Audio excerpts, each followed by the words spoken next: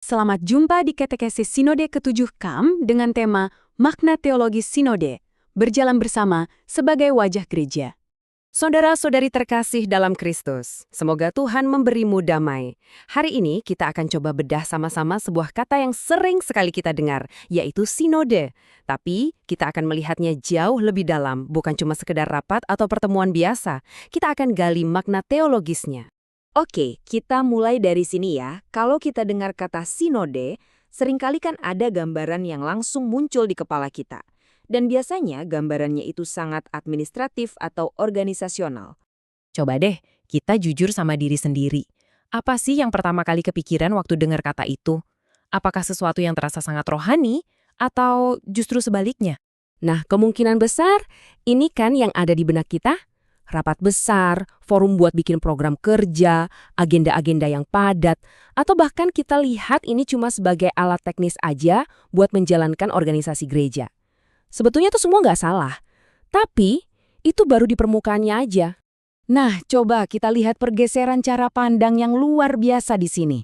Dokumen persiapan sinode menegaskan bahwa sinode itu peristiwa iman, sebuah kairos, waktunya Tuhan, sebuah momen rahmat di mana kita semua diundang untuk mendengarkan Roh Kudus.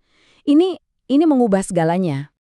Jadi gimana cara kita paham apa itu sinode? Ya, kita harus kembali ke akarnya, ke asal-usul katanya. Disinilah kita akan menemukan kunci utamanya. Kata sinode itu kan aslinya dari bahasa Yunani, sinodos.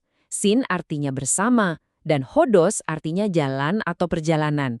Jadi kalau digabung ya artinya berjalan bersama. Ini bukan kata benda yang diam loh, ini kata kerja, penuh gerakan. Jadi poin utamanya adalah ini. Esensi sinode itu bukan cuma soal ngumpul bareng di satu ruangan, tapi tentang sebuah perjalanan rohani dan pastoral yang kita lakukan bersama sebagai satu komunitas yang terus bergerak maju. Dan ini penting banget nih.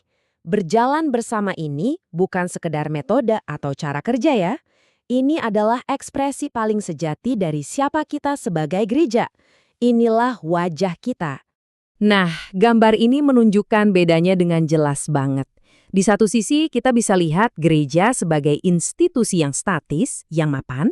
Tapi di sisi lain, identitas sinodal itu melihat gereja sebagai umat peziarah. Kita ini lagi jalan bareng, lagi bergerak terus bersama-sama menuju Tuhan.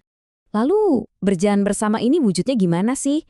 Nah, ini diwujudkan dalam 3 dimensi konkret kehidupan gereja kita. Bukan cuma soal ambil keputusan bareng, tapi juga menyangkut cara kita beriman bareng, cara kita merayakan ekaristi bareng, dan cara kita hidup sehari-hari bareng. Oke, sekarang kita lihat kalau ide berjalan bersama ini sebetulnya bukan hal baru sama sekali. Ini adalah model yang udah ada dari dulu, bahkan di dalam kitab suci. Dan sejarahnya ini keren banget. Kita lihat dari perjalanan bangsa Israel di padang gurun, terus pelayanan Yesus yang selalu berpindah-pindah bersama para muridnya, sampai ke praktik gereja perdana, misalnya di Konsili Yerusalem. Semuanya tentang berjalan bersama. Nah, dari Konsili Yerusalem itu ada pelajaran yang sangat penting. Para rasul dan penatua nggak ambil keputusan sendiri-sendiri, tapi mereka berdoa bareng, dialog, diskusi untuk benar-benar mengerti apa maunya Tuhan bagi seluruh komunitas. Ini membawa kita ke pertanyaan paling penting.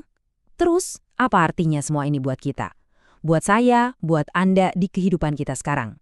Bagaimana kita bisa menghayati sinode ini secara teologis, bukan cuma teknis. Ada 3 sikap praktis yang bisa kita semua coba. Pertama, ya berdoa. Karena ini peristiwa iman, kita harus mulai dengan hati yang terbuka dan siap dibimbing Roh Kudus. Kedua, berjalan bersama. Ingat, kita ini bagian dari sebuah perjalanan komunitas, jadi jangan jalan sendiri. Dan ketiga, mari kita biasakan dialog dan pembedaan roh sama-sama mencari kehendak Tuhan. Pernyataan ini, ini merangkum semuanya dengan sempurna. Sinode itu pada dasarnya adalah upaya gereja untuk kembali menjadi dirinya sendiri secara lebih otentik. Sebuah umat peziarah yang terus bergerak, bersama-sama dan membiarkan diri dipimpin oleh Roh. Dan sebagai penutup, mari kita ingat ini baik-baik. Keberhasilan sinode tidak diukur dari seberapa banyak kegiatannya, bukan dari seberapa banyak program yang dihasilkan, melainkan dari kesetiaan kita pada cara hidup sebagai gereja yang berjalan bersama. Semoga Tuhan memberi engkau damai dan kebaikan.